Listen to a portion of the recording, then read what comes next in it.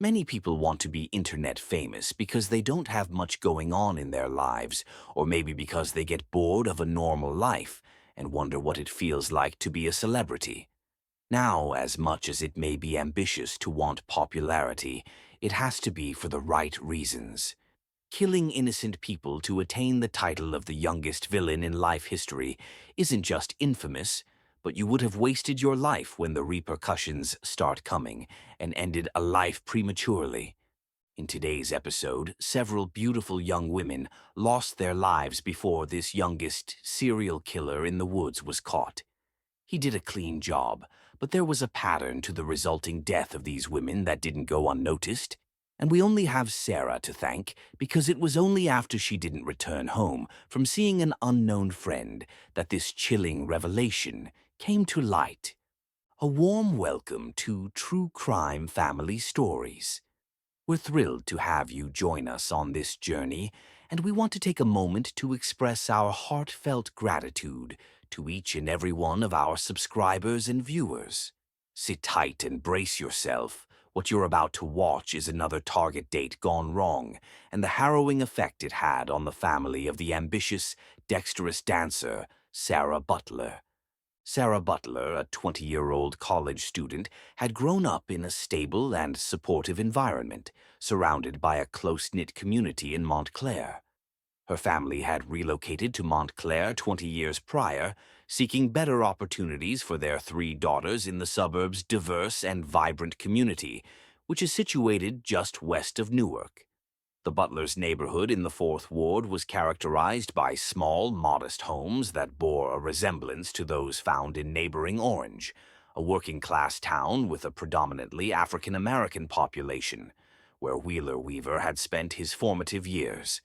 Victor was a devoted father, ensuring that his daughters arrived at school and their various activities on time.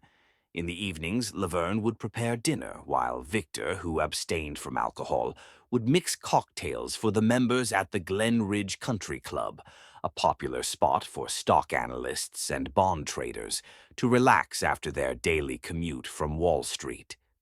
During his free time, Victor enjoyed working on his golf game at the public course in nearby Belleville.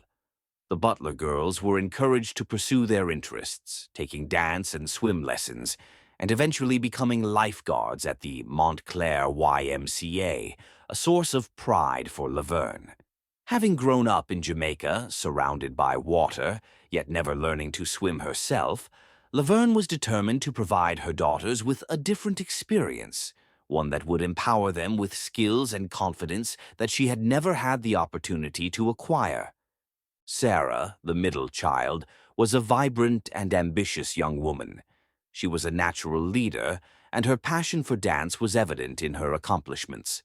As the leader of the Montclair High School dance team, she showcased her talent and dedication, and her hard work paid off when she won the prestigious scholarship at Premier Dance Theater. Her skills also took her to the iconic Apollo Theater in Harlem, where she impressed the audience and judges, finishing an impressive third place at the renowned amateur night. With her infectious energy and drive, Sarah was a shining star, and her love for dance had already taken her to exciting heights.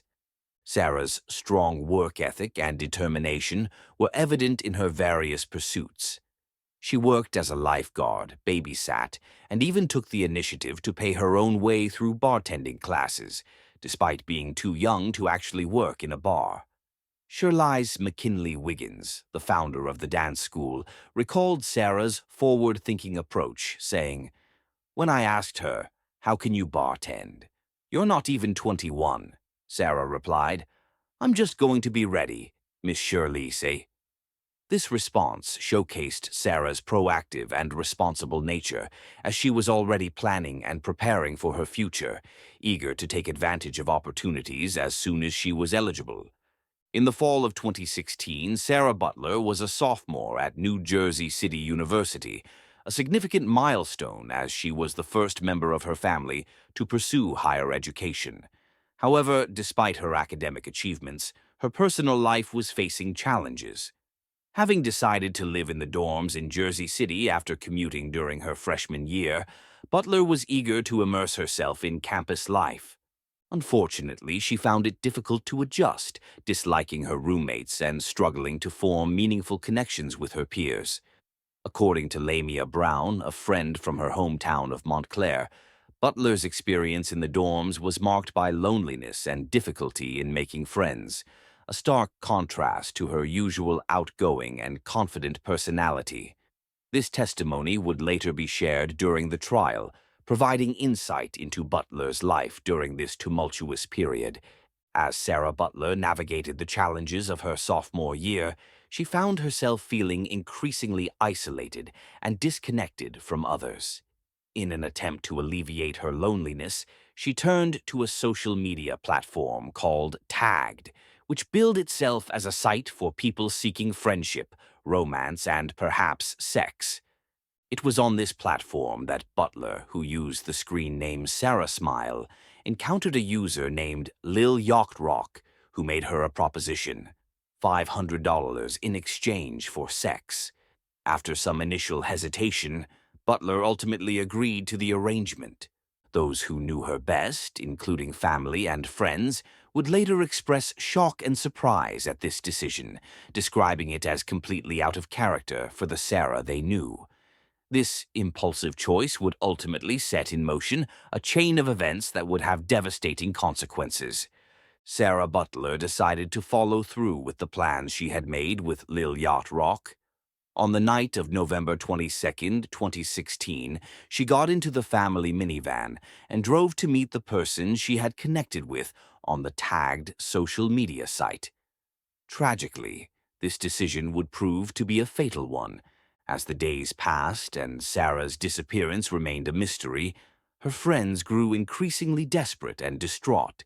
In an effort to find any leads or clues that might help locate her, two of her closest friends, including Daly, decided to take a closer look at Sarah's computer. Since they shared a deep trust and openness with each other, including sharing passwords, they were able to log into her account and begin searching through her digital life. They scoured her emails, messages, and social media activity, hoping to find some hint or trail that might lead them to Sarah or provide insight into her disappearance. As the search for Sarah intensified, the community rallied around the Butler family, determined to help find the missing young woman. A family friend with public relations expertise utilized their media connections to disseminate information and spread the word about Sarah's disappearance.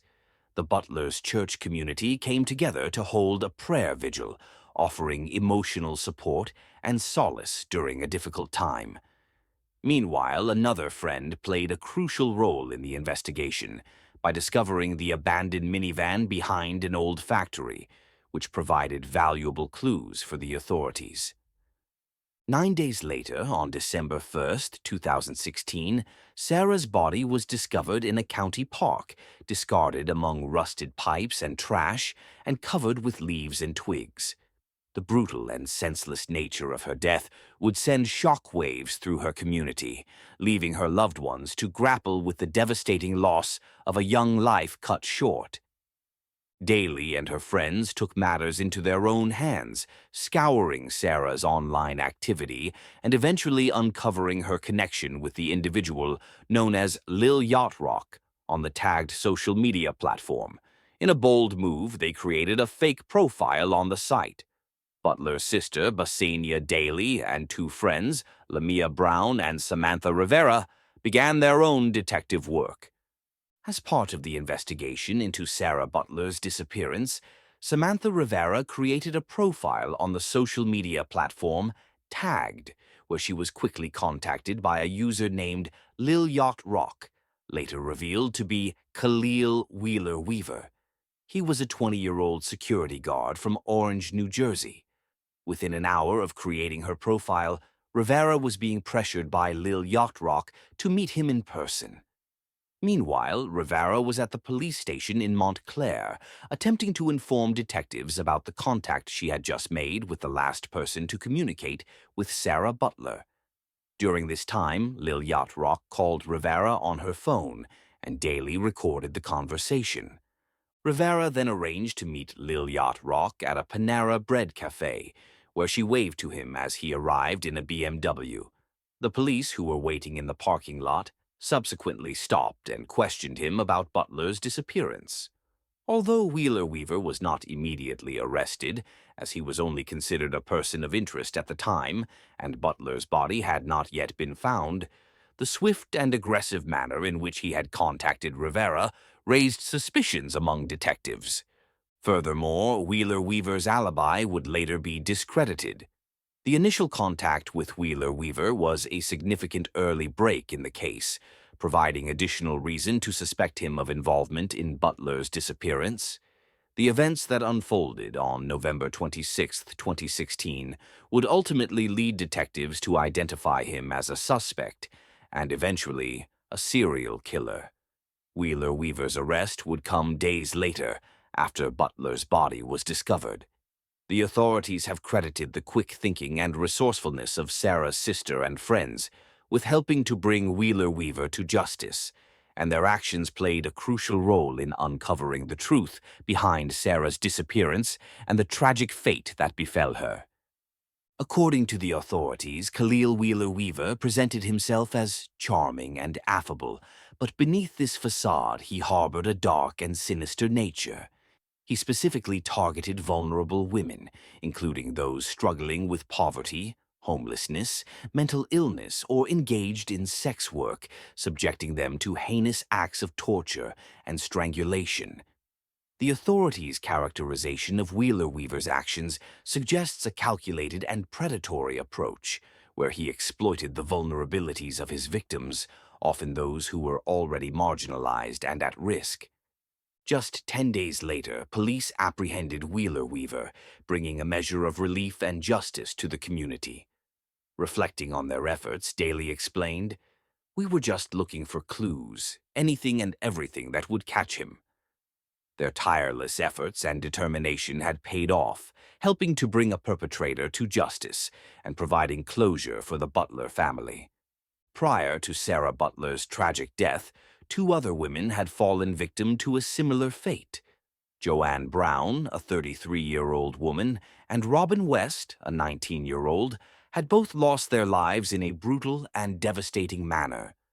The body of Robin West, like Sarah's, was found burned beyond recognition.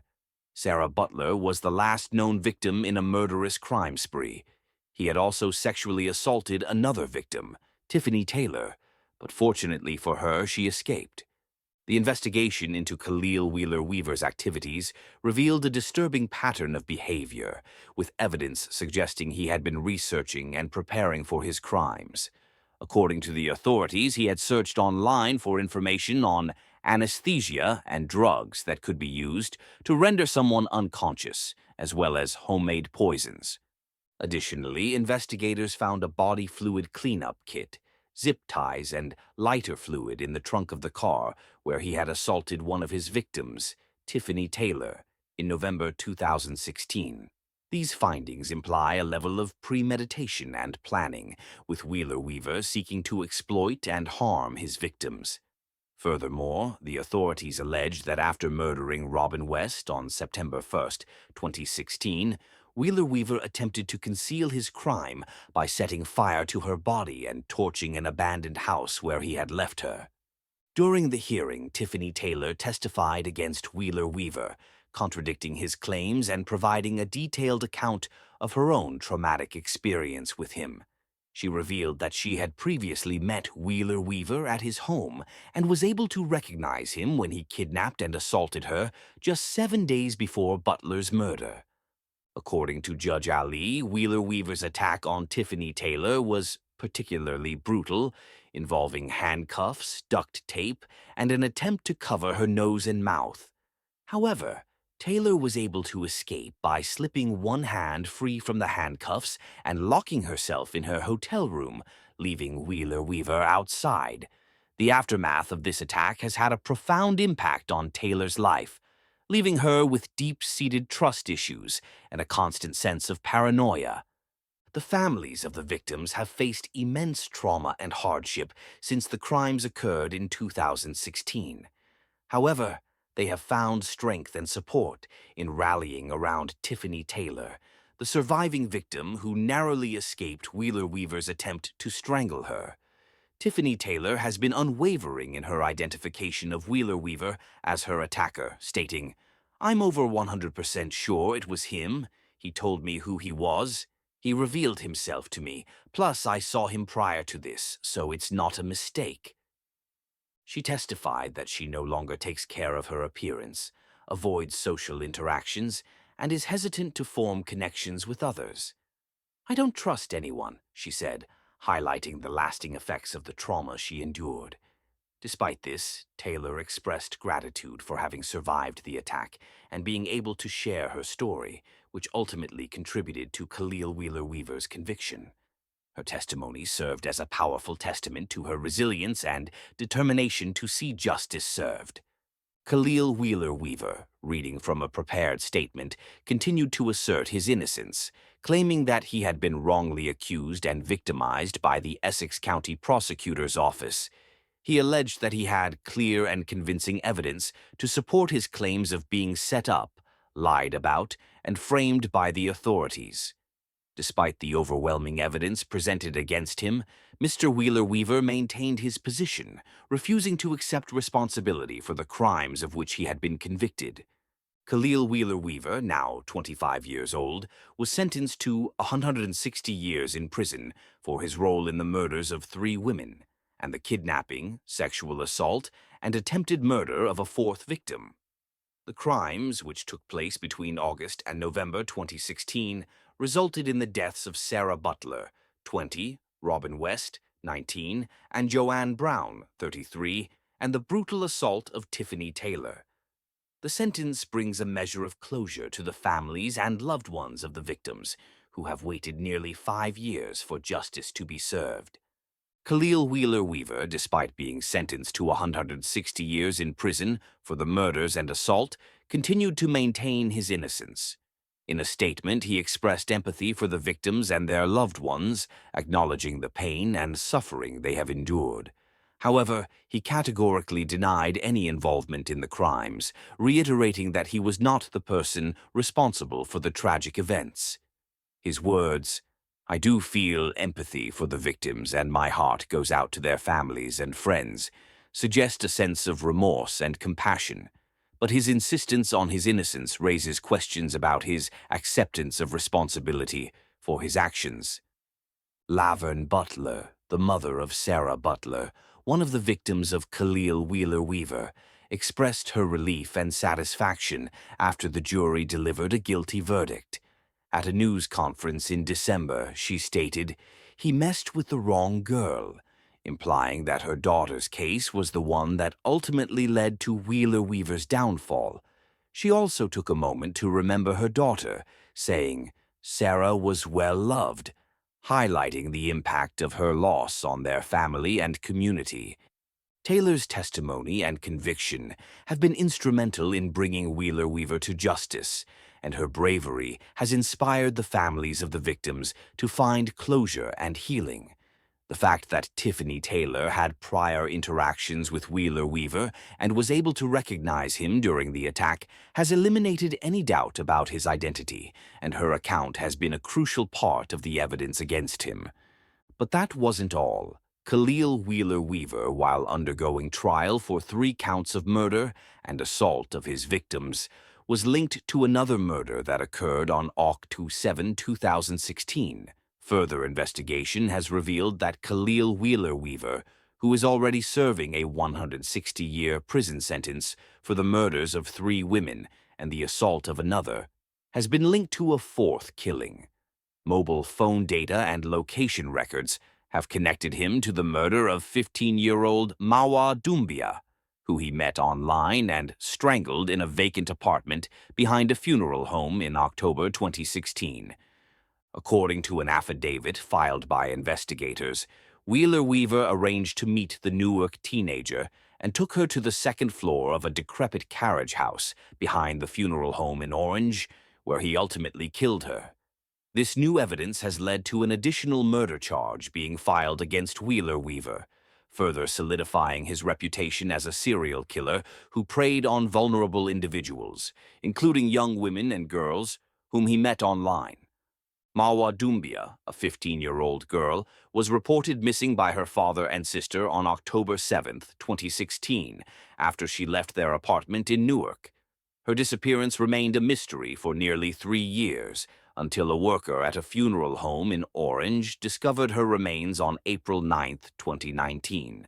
The remains were found in a second-floor apartment of a carriage house located behind the funeral home, which had been unused and inaccessible for years. The apartment was in a state of disrepair, and the ground floor was being used for storage. Due to the condition of the remains, it took 6 months for authorities to identify them as belonging to Mawa Doumbia, with the confirmation finally coming in November 2019. The discovery of her remains and the subsequent investigation led to the revelation that Khalil Wheeler Weaver, a serial killer already convicted of multiple murders, was responsible for her death. Although the 3 victims of Khalil Wheeler Weaver, including 2 who were murdered and 1 who managed to escape, were all sex workers, it doesn't reduce the degree of the inhumane treatment to them. They were human beings too. Unfortunately, this demographic is often marginalized and stigmatized, making them more vulnerable to exploitation and violence. As a result, they may be less likely to receive the same level of attention and support from authorities and society at large. The fact that these women were engaged in sex work should not diminish the severity of the crimes committed against them or the importance of holding their perpetrator accountable.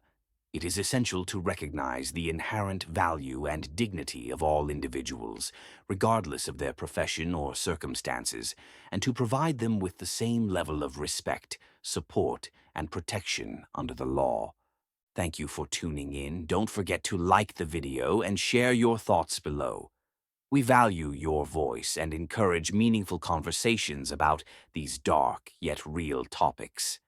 And if you haven't already, subscribe to our channel to keep up with more chilling true crime stories. Be sure to hit the notification bell so you never miss an unsettling twist or an untold tale.